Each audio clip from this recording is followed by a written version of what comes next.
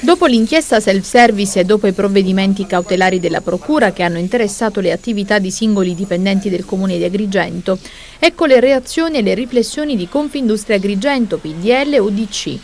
Secondo il presidente di Confindustria Giuseppe Catanzaro, questa inchiesta deve indurre tutti a cambiare il modello delle relazioni tra enti, cittadini e imprese.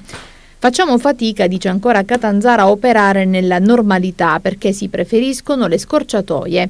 Ai magistrati del Tribunale di Agrigento e ai poliziotti della Questura rivolgiamo un apprezzamento per l'opera di servizio resa per assicurare la normalità. La politica, aggiunge, non deleghi magistratura e forze di polizia e agisca subito per affrancare i diritti che non vanno mediati o scambiati. Questa, conclude Catanzaro, non è solo una questione etico-morale, ma avere una pubblica amministrazione sana ed efficiente è il presupposto per attrarre investimenti, ossia sviluppo e benessere. Per il coordinatore del PDL agrigentino Renato Rametta, la legalità, la moralità e l'onestà sono requisiti fondamentali di ogni azione nella vita lavorativa, sociale e politica di tutti.